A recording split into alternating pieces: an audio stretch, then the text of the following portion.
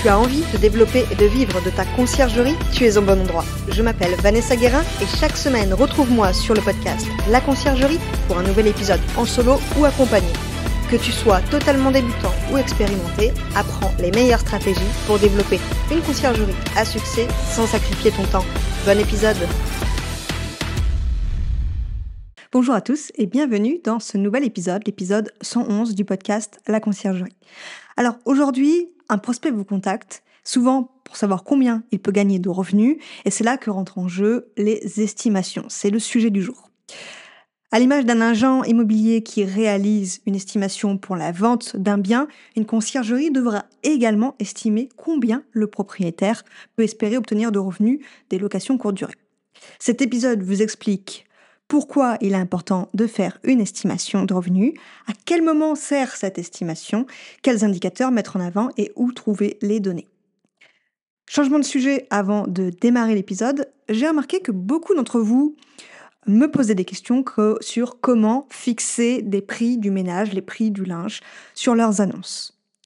Pas sur la manière logistique, mais plutôt sur combien mettre et comment payer le prestataire. Quelles sont les bonnes pratiques? Est-ce qu'il faut se faire de la marge? J'ai réalisé une matrice ainsi qu'une vidéo explicative. Pour la récupérer, il suffit de m'écrire sur Instagram La Conciergerie Podcast et de m'indiquer le numéro de l'épisode, ici le 111, et je vous l'envoie directement. Passons à l'épisode du jour. Bonne écoute. Bonjour Aurélien, bienvenue sur le podcast La Conciergerie. Je suis ravie de t'accueillir aujourd'hui dans cet épisode. Est-ce que tu peux brièvement te présenter et dire finalement tu es le cofondateur de quel outil? Super, bonjour Vanessa, merci de m'accueillir dans le podcast. Donc Aurélien, moi j'ai cofondé Likibou.com initialement, qui est un comparateur de location de vacances il y a un peu plus de 10 ans maintenant. Et depuis 2017, on a édité un outil qui s'appelle Liwango, Liwango, et qui permet de faire de l'analyse de marché sur la location de courte durée. Et donc, on vient de lancer un nouveau service d'estimation, d'ailleurs. Ok. Alors, dans cet épisode, on va parler des estimations, justement. Alors, le but, c'est pas de faire un épisode sur l'outil Liwango, mais du coup, tu es bien placé pour parler des estimations avec Liwango. On en parlera un petit peu à la fin, parce que tu as quand même quelque chose à présenter aux éditeurs. Ça sera hyper intéressant pour ceux qui veulent essayer. Ça existe depuis quand déjà, Liwango Alors, je dis qu'on va pas en parler, mais tu vois, je démarre direct avec une question. Concrètement, Liwango, ça a commencé en 2017 à peu près, donc ça fait quand même quelques années, où vraiment le principe, c'était de pouvoir suivre ce qui se passait sur le secteur mouvant de la location de courte durée, donc l'évolution des offres, l'évolution des prix, l'évolution des taux d'occupation, des durées de séjour, etc. Et initialement, on a notamment beaucoup travaillé avec des institutionnels, donc des offices de tourisme, des agences d'urbanisme, des régions, des départements, des métropoles. On a aussi travaillé avec des plutôt gros professionnels comme des fédérations de Île-de-France, plutôt sur des dimensions là, dans ces cas-là, de revenu management. Et donc progressivement, on a commencé à réfléchir comment on pouvait aider au mieux les conciergeries, puisque c'est vrai que nous, notre outil est plutôt initialement un outil grand compte, très complet, avec beaucoup d'informations. Et même s'il est facile d'accès, il faut forcément du temps pour prendre en main, etc. Et donc l'idée, c'était vraiment d'essayer d'apporter un outil qui puisse être clé en main pour estimer des biens quand on veut se lancer, soit sur un marché, soit tout simplement rentrer un bien en portefeuille, même sur un marché qu'on connaît, parce que y a des spécificités et nous on va aller scanner tout ce qui existe autour et avec les mêmes caractéristiques que le logement en question. Ok, je vois. Dans le cadre des auditeurs qui nous écoutent, c'est la grande majorité des conciergeries. À quoi finalement ça sert de réaliser des estimations? Le premier point, il est très simple, hein, c'est de savoir déjà si c'est pertinent de faire une location de courte durée à cet emplacement, dans cette typologie de bien. C'est assez basique de le dire, mais faut voir tout simplement parce que il peut y avoir pas de demande, il peut y avoir une saisonnalité trop forte, il peut y avoir différents facteurs qui vont rendre l'allocation de courte durée très intéressante, moyennement intéressante, voire pas forcément intéressante. Donc ça, c'est le premier point. Le deuxième point, c'est de pouvoir identifier toutes les offres concurrentes qui sont autour de ce logement et qui sont similaires, de pouvoir estimer elles, leur taux d'occupation, leur rentabilité à elles, les prix qui sont pratiqués dans ces logements, et donc d'avoir de manière très rapide une bonne idée du prix de base, bien sûr, auquel on peut fixer son logement, de pouvoir connaître la saisonnalité, donc pour bien sûr pouvoir adapter son prix en fonction de la demande, avoir aussi une vue sur les durées de séjour, sur cette typologie de bien à cet emplacement géographique précis, etc., etc.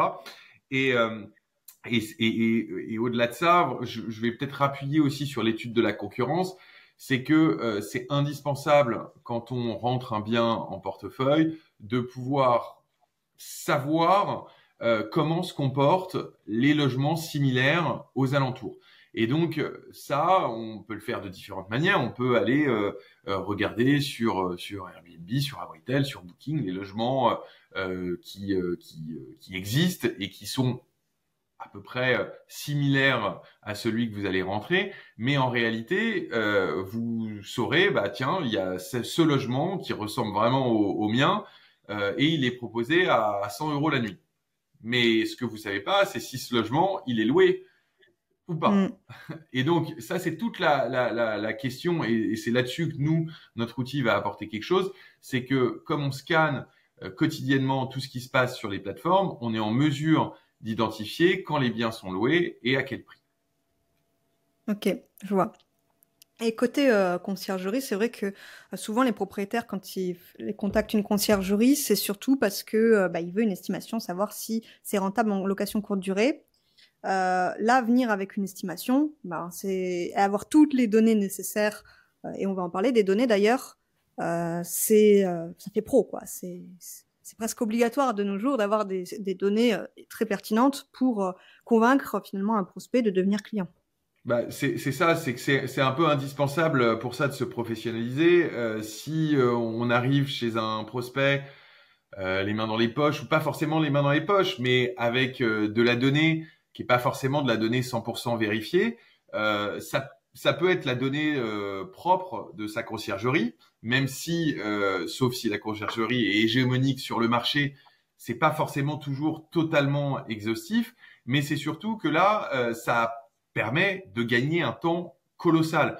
Parce que même si vous avez des outils internes qui peuvent vous permettre, parce que le bien que vous allez rentrer en question, vous avez beaucoup de biens de ce type dans des zones géographiques qui sont à peu près similaires, même si c'est pas cet emplacement-là. Oui, vous avez de la donnée, mais la problématique, c'est qu'après cette donnée, faut lui donner vie, faut la rendre intelligible, faut la rendre agréable à regarder. Et pour faire un dossier qui soit professionnel, agréable et qui permette de convertir au mieux les prospects, ça prend du temps. Et donc là, nous, vraiment l'envie qu'on avait avec cet outil, c'est que en 2 minutes ce soit fait et que justement on puisse vraiment la conciergerie puisse se focaliser sur les 2 choses importantes, la prospection d'une part et après surtout la gestion de sa conciergerie au quotidien et de pas passer trop de temps sur des tâches rébarbatives et pas forcément de perdre en efficacité, quoi. C'est vrai que chercher les données sur le secteur, ça peut être vite chronophage quand on s'y connaît pas trop. D'ailleurs, on va parler des indicateurs importants. Selon toi, pour une estimation, qu'est-ce qu'il faut donner comme indicateur à un prospect ?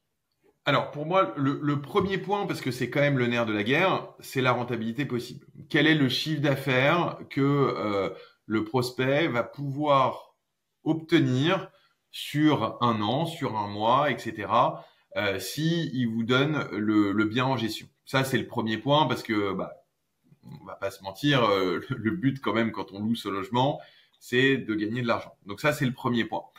Le deuxième point, il y a la notion de prix qui est évidente parce que vous avez des connaissances, mais le propriétaire, il va avoir ses propres attentes également.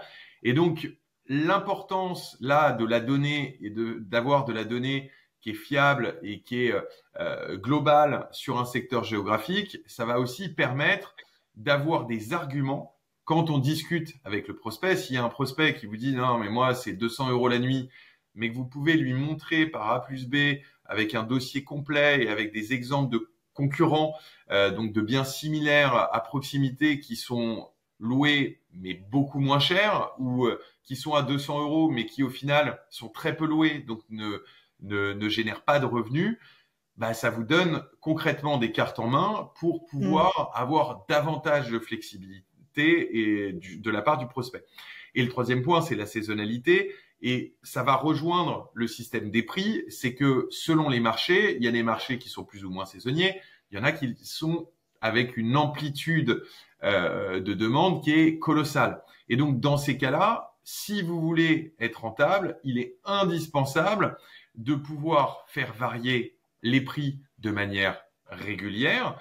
Et pour faire ça, ben, rien de mieux que de faire appel à une conciergerie. Donc, en plus, ça va montrer à quel point, pour pouvoir être rentable, il est indispensable d'avoir une gestion qui est continue et que c'est pas en mettant un bien à 100 € toute l'année qu'on va le louer toute l'année. Et c'est pas en le mettant une fois à 100 € en période basse et à 150 € en période haute que ça va être optimum. Ce qu'il faut, c'est une gestion continue, dynamique, en règle avec la saisonnalité, avec la demande, etc.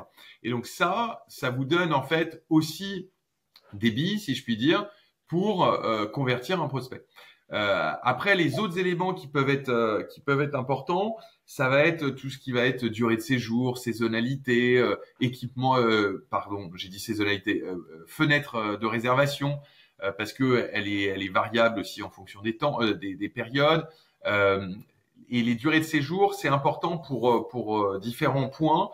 C'est que quelquefois, vous allez avoir des propriétaires qui vont pas vouloir louer sur de la trop courte durée pour différentes raisons, les charges, le chauffage, etc.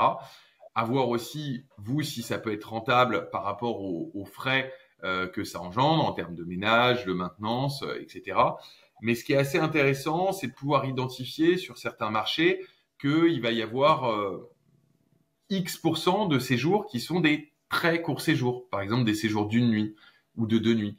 Et donc typiquement, de comprendre et de faire comprendre au propriétaire que si on refuse les séjours de 3 nuits et moins, bah, par exemple, on va peut-être rater 50% des séjours sur la destination. Et en plus de ça, ça veut dire qu'on rate 50% des séjours sur lesquels il y a moins de concurrence, puisqu'il y a moins de biens qui vont être réservables pour des très courtes durées. Vous avez beaucoup de propriétaires qui coupent pour une nuit, 2 nuits, 3 nuits. Certains sont même à 7 nuits minimum en toute saison, ce qui n'a pas forcément de sens selon les zones géographiques et les périodes. Voilà. Je vois plusieurs choses dans ce que tu as dit.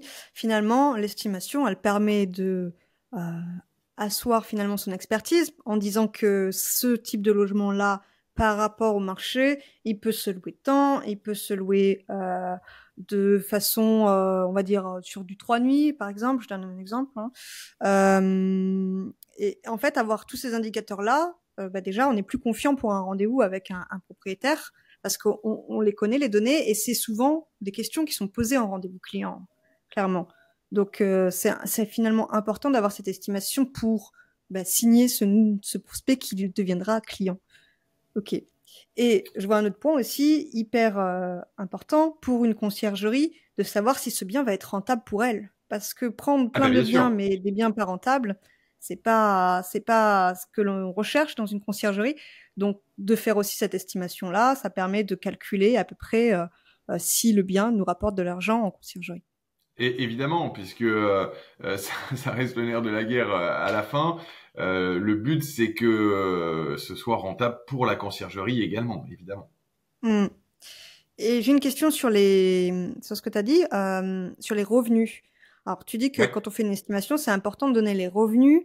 À avec Livongo, du coup, il y a les revenus affichés, mais ils comprennent quoi? Il y a des commissions dedans?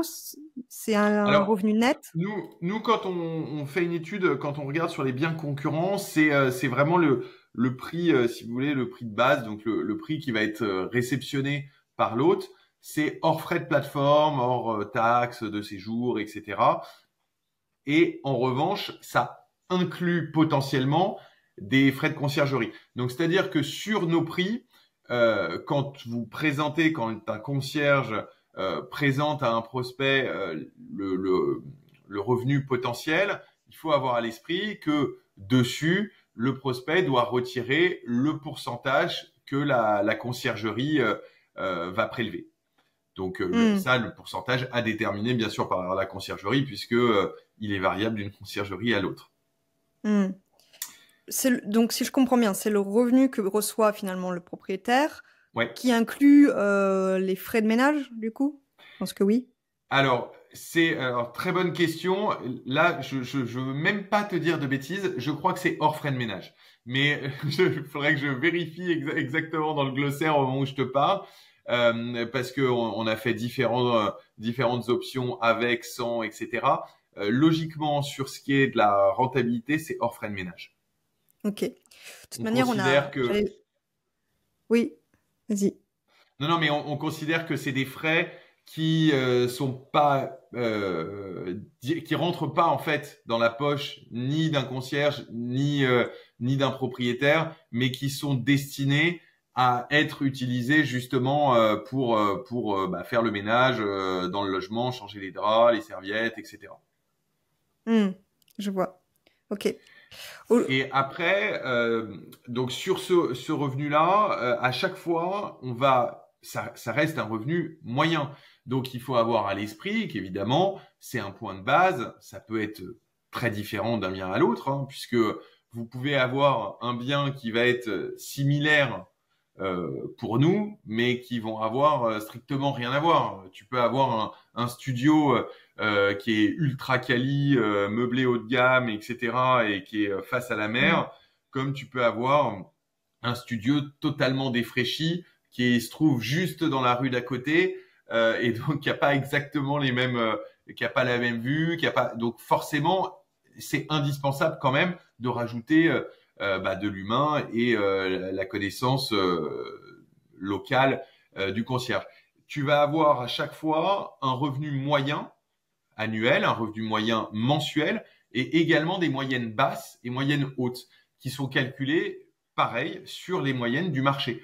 Donc ça te donne vraiment une amplitude qui quelquefois est assez importante, mais qui te permet de bien visualiser où tu es censé te positionner si tu loues, pas forcément si tu es une conciergerie.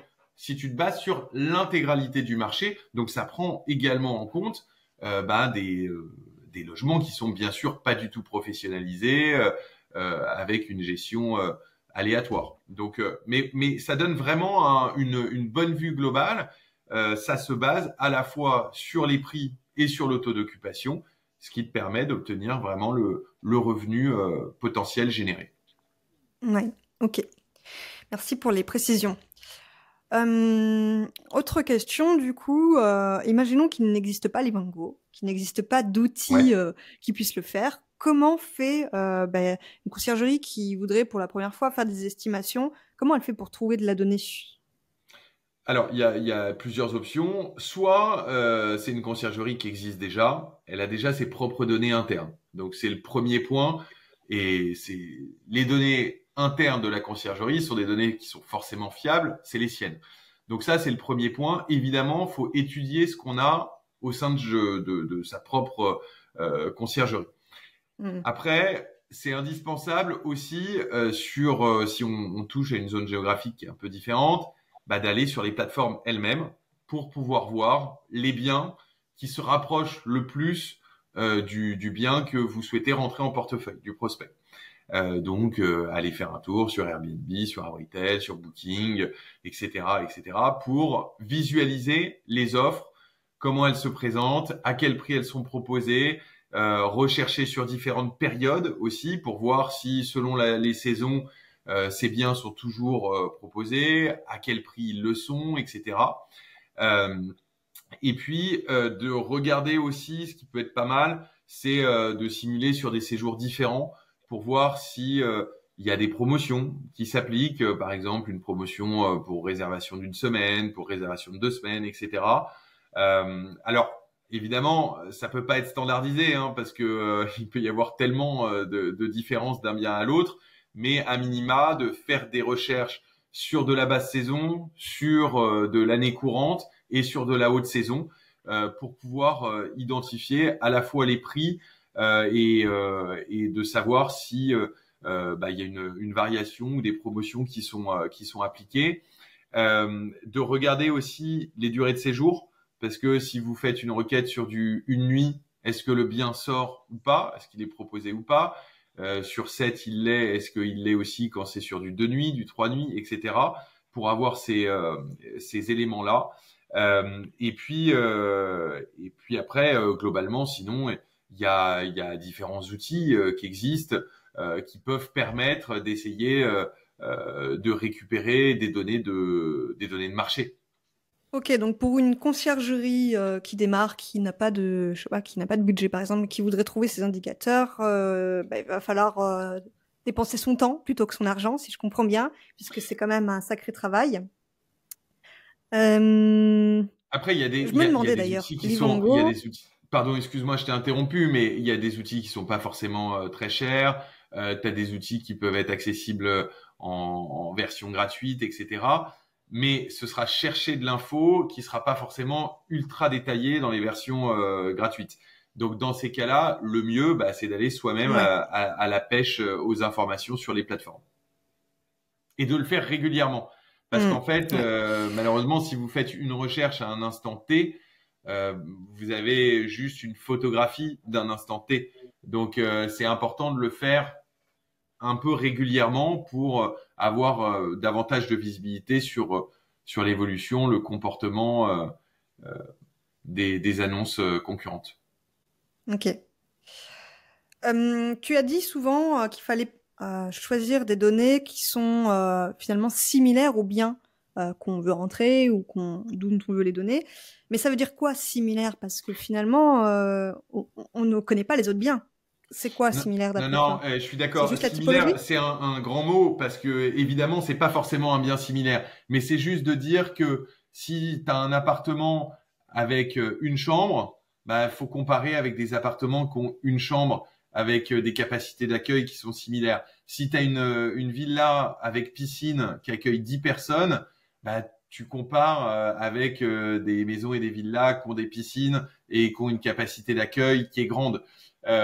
Parce que ça a pas forcément de sens de comparer un logement de faible capacité avec un logement de grande capacité, et ça n'a pas forcément de sens de comparer une maison ou une villa avec un appartement.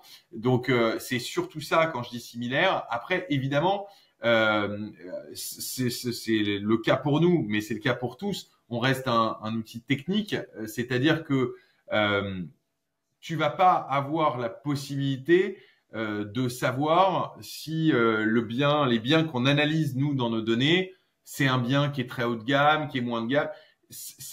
Tout ce qu'on va Mm. savoir, c'est sa catégorie, sa typologie. Est-ce que c'est un appartement, une maison, une villa, un chalet? Combien de personnes il peut accueillir? Combien de chambres il a? Est-ce qu'il a une piscine? Est-ce qu'il a la clim? Est-ce qu'il a un jacuzzi? Voilà, ce genre d'éléments, tu es en mesure de le savoir. Ouais. Et après, tu vois, quand on fait une étude, on étudie toujours sur un périmètre géographique qu'on essaye d'être le plus proche du logement en question. Mais évidemment, pour que tes statistiques elles soient Mm. fiables, euh, tu peux avoir besoin d'élargir le périmètre géographique d'étude pour avoir suffisamment de biens qui sont loués sur le secteur pour que tes statistiques soient fiables. Voilà. Et d'autant plus Mm. quand tu as une Je forte vois. saisonnalité, parce que il est indispensable que tu aies un minimum de logements qui ait été réservé, même au mois de janvier ou de février, quand tu es en basse saison sur la côte, par exemple. Mm. Ok. Et est-ce qu'avec Livongo, on peut, par exemple, j'ai déjà eu des maisons de 4 chambres, mais vraiment très différentes dans le sens où il y en a une, c'est 4 chambres, une piscine et rien d'autre, et une, c'est matériaux d'architecte avec beaucoup d'activités extérieures. Est-ce qu'on peut choisir la gamme, en fait, pour pouvoir évaluer les revenus? Non, malheureusement, aujourd'hui, c'est pas possible parce qu'en fait, on n'a pas l'info en entrée. Euh, Autant on pourrait savoir que toi, ton bien, il est haut de gamme. Donc, toi, ce que tu vas avoir tendance à faire, c'est sur la base de notre estimation, on va dire de réévaluer à la hausse le potentiel de revenu et te baser notamment plus sur la moyenne haute que sur la moyenne générale et inversement, si c'est un bien bas de gamme, plutôt sur la moyenne basse, etc. Mais en fait, on n'a pas le point en entrée parce que nous, quand on va collecter toute cette information, on ne sait pas si le bien c'est un bien d'architecte ou pas. En revanche, on sait s'il a une piscine, on sait sa capacité, on sait Hmm. son nombre de chambres, on sait s'il a la clim, on sait. Mais voilà, en revanche, on n'a pas, il n'y a pas d'indicateur du type bien d'architecte rénové, etc. sur les plateformes. Donc, on n'est pas en mesure d'avoir cette info-là. Oui, il y a l'indicateur quand même des revenus hauts et des revenus bas, donc ça permet Exactement. de pouvoir se Oui, ça te repérer là-dessus, permet, d'accord. tu peux te fixer sur le revenu moyen des logements qui génèrent le plus de revenus, par exemple. Hmm. Alors, Ok, sur les 50% qui génèrent le plus. Concrètement, la moyenne haute, c'est les revenus euh, des 50% qui génèrent le plus. ok. La moyenne Ce haute. qui veut dire que dedans, en fait, tu peux encore être beaucoup au-dessus. Tout simplement parce que 50%, ça, c'est une grosse marge, hein. C'est vraiment la moyenne haute. Hmm. Ok, je vois. Et tu vois, Et d'ailleurs, sur l'occupation, on est plutôt sur du centile où on va afficher le top 20%. Comme ça te permet de voir le taux d'occupation global euh, des biens similaires sur la zone géographique, mais de savoir aussi que par exemple, il y a le top 20% des biens qui sont loués, ils sont à 100% par exemple d'occupation. Donc là, dans ces cas-là, tu sais que tu es sur une période de très très forte demande, par exemple. ok. D'ailleurs, les données que vous les récupérez de quelle plateforme? Est-ce que c'est une seule ou c'est plusieurs plateformes? Alors, on récupère, on se base principalement sur les estimations, on se base principalement sur Airbnb. On se base Ok. principalement sur Airbnb, mais en revanche, on analyse, c'est-à-dire qu'on se base sur les offres qui sont diffusées sur Airbnb, mais en revanche, pour les revenus, on ne se focalise pas uniquement sur Airbnb. C'est-à-dire un bien diffusé sur Airbnb, mais qui est loué par ailleurs, que ce soit offline ou sur une autre plateforme, il va être pris en compte, nous, dans tous nos calculs et toutes nos estimations. Ok. Et offline, comment vous savez? Offline, en fait, on ne sait pas avec certitude, mais c'est vraiment un système de probabilité. C'est nos algorithmes qu'on a développés en interne qui nous permettent d'identifier. En fait, étant donné qu'on récupère les données quotidiennement en continu toute l'année, on est en mesure d'identifier exactement qu'un logement qui était, par exemple, disponible hier pour la semaine de Noël, aujourd'hui, il est plus disponible pour la semaine de Noël. C'est binaire, ça on le sait. En revanche, ce qu'on ne sait Hmm. pas, c'est est-ce que ce bien, il a vraisemblablement été réservé ou est-ce qu'il a été bloqué, mis en indisponibilité de calendrier pour différentes raisons. Par exemple, je veux faire des travaux ou etc. Et donc ça, c'est un algorithme. On définit une probabilité que le logement ait été réservé ou qu'il ait été placé en indisponibilité. Et donc, s'il est plus probable qu'il ait été réservé, on va le comptabiliser, nous, dans tout notre système en termes de revenus générés sur la base du prix connu de ce bien. Il va compter dans le calcul du taux d'occupation, etc., etc. Et inversement, si on estime qu'il est peu probable qu'il ait été réservé, eh ben, ce bien ne va pas exister sur cette période donnée. Euh, donc Ok. voilà, donc c'est pour ça que quand je parle du offline, c'est que Alors c'est le cas notamment sur un particulier qui va louer d'une année sur l'autre sa maison de vacances l'été et qui va la louer d'un été à l'autre à la même personne. Et donc du coup, le bien, même s'il n'a pas été réservé sur une plateforme, en réalité, il est effectivement réservé à partir du moment où nous, on peut percevoir que le calendrier a été ouvert précédemment et qu'il a été fermé après, bien sûr. D'accord, je vois. Ok. Euh, je vais te proposer de nous expliquer comment ça fonctionne les Wango, mais pour ceux qui sont membres de la communauté gratuite, le club des conciergeries, sachez qu'on va faire une petite démo dans les jours à venir quand vous écouterez cet épisode de podcast. Donc restez à l'affût, comme ça Aurélien pourra vous montrer comment ça fonctionne. Pour les auditeurs aujourd'hui du podcast, est-ce que tu peux nous dire concrètement comment ça marche? C'est extrêmement simple. Il suffit de rentrer une adresse, un nombre de chambres et de cliquer sur estimer. Et vous allez avoir, faut patienter quelques secondes et vous allez avoir un prix qui va s'afficher, un revenu potentiel annuel qui va s'afficher, un taux d'occupation annuel potentiel qui va s'afficher avec du coup très peu de détails, puisque ça c'est accessible en version gratuite, hein, donc n'importe qui peut à minima tester ça. Et en revanche, pour avoir l'estimation complète, il suffit soit d'acheter une fiche et de débloquer l'estimation, soit d'acheter un pack de fiches. Et là, vous allez accéder à l'ensemble des indicateurs de manière précise, mensualisée. Donc, les prix qui sont pratiqués mois par mois et donc au global sur l'année, les revenus générés mois par mois et au global sur l'année, le taux d'occupation mois par mois au global sur l'année, les durées de séjour, etc., etc. Le détail des biens concurrents. Donc, vous pouvez identifier les biens qui sont, donc, je remets entre guillemets similaires, mais de même type et de même nombre de chambres, où vous allez pouvoir regarder comment ils se comportent, le prix auquel ils ont vraisemblablement loué leur logement, les revenus qu'ils en ont potentiellement tirés, leur taux d'occupation, etc. Vous pouvez cliquer dessus et vous retrouver sur Airbnb pour voir le bien en live en même temps. Vous allez avoir des données de marché aussi pour savoir, je sais pas, quelle est la part des logements si vous avez une maison avec piscine, quelle est la part des logements dans la zone géographique qui ont une piscine ou pas, quels sont les équipements qui sont proposés, quelles sont les catégories en nombre de chambres, en capacité d'accueil, etc. Et puis surtout, vous allez pouvoir générer une estimation en PDF. Donc vous allez pouvoir tirer tout ça en PDF et l'envoyer par mail à vos prospects ou l'imprimer et le présenter dans un dossier à vos prospects physiquement. Et là-dessus, vous pouvez bien sûr personnaliser, c'est aussi l'intérêt. Donc vous pouvez ajouter votre logo, vous pouvez choisir combien de concurrents vous voulez afficher dans votre estimation que vous allez proposer. Voilà. Et tout ce process-là, il prend vraiment un rien de temps.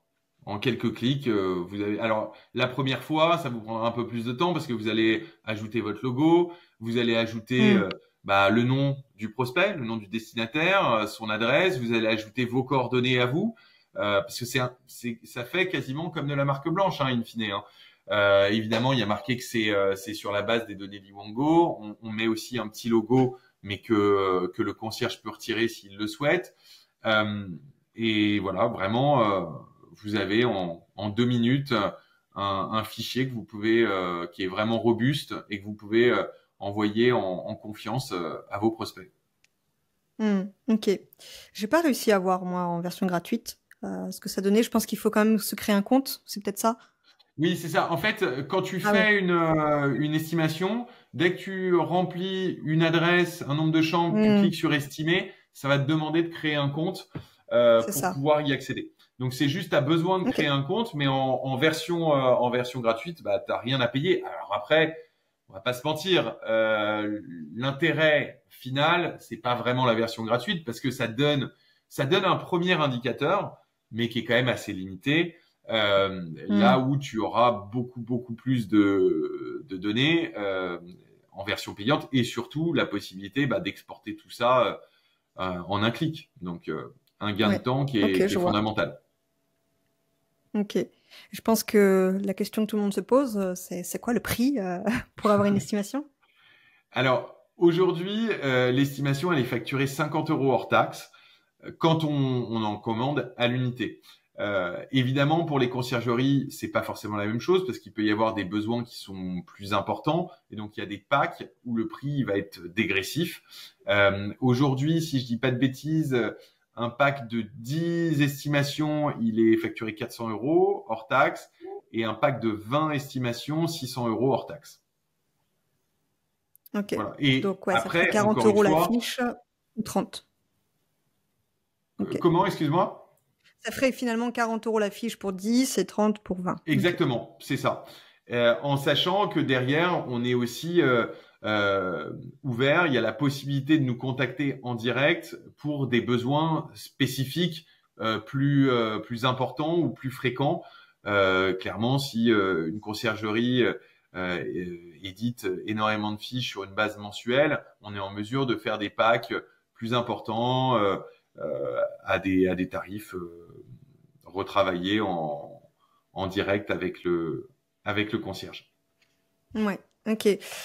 Mais aujourd'hui, dans cet épisode, tu as un petit bonus quand même avec un code pour ceux qui voudraient faire leur première fiche, qui coûtera moins cher finalement que 50 euros. Est-ce que tu peux nous dire ce que tu proposes?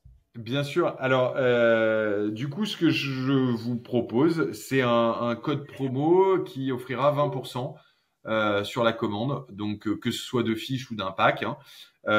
Et alors, je sais pas, je pense que tu le marqueras, mais pour que ce soit simple, on va faire un code la conciergerie 20. Comme ça, c'est assez simple. Alors, ce sera pas cumulable avec d'autres codes, s'il peut y avoir des codes par ailleurs ou quoi que ce soit. Hein. Il y a pas mieux en tout cas. Et voilà, la conciergerie 20. Est-ce que c'est pas mal?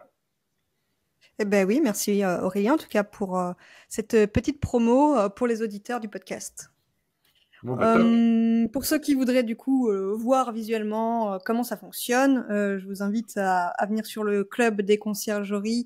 D'ici quelques jours, on fera une démo. Si vous êtes déjà sur le club des conciergeries, vous aurez un petit message. Et si vous n'y êtes pas encore, il suffit de me contacter sur Instagram. Puisque maintenant, l'ouverture au club des conciergeries n'est plus ouverte au public, il faut passer par moi. En tout cas, merci Aurélien pour tout ce que tu nous as donné. Ce que je retiens, c'est que c'est hyper important pour une conciergerie de faire une estimation pour elle dans un premier temps parce que ça nous permet de savoir si le bien va être rentable et pas partir sur n'importe quel bien et se rendre compte que finalement on va rien gagner. Et ça permet aussi pour la conciergerie de convaincre son prospect. Je dirais aussi de faire attention de ne pas s'engager sur les données qu'on donne parce qu'on va pas dire au Oui. propriétaire ce bien fait tant de revenus, je m'engage à faire tant de revenus. Parce que ça peut être un piège et on n'arrive plus à s'en sortir après. Bien Je sûr, connais pas ton avis sur c'est vrai ça. qu'on n'a pas abordé ce point-là, mais ça reste, c'est de la donnée, c'est factuel, ça propose des éléments, mais bien sûr, il faut pas que ça reste, que ça soit contractuel. Faut pas prendre de risques de ce point de vue-là, évidemment. Ok. Est-ce que tu as un dernier mot pour la fin? Si jamais quelqu'un a des questions ou quoi que ce soit, qu'ils n'hésitent pas, hein, on est joignable.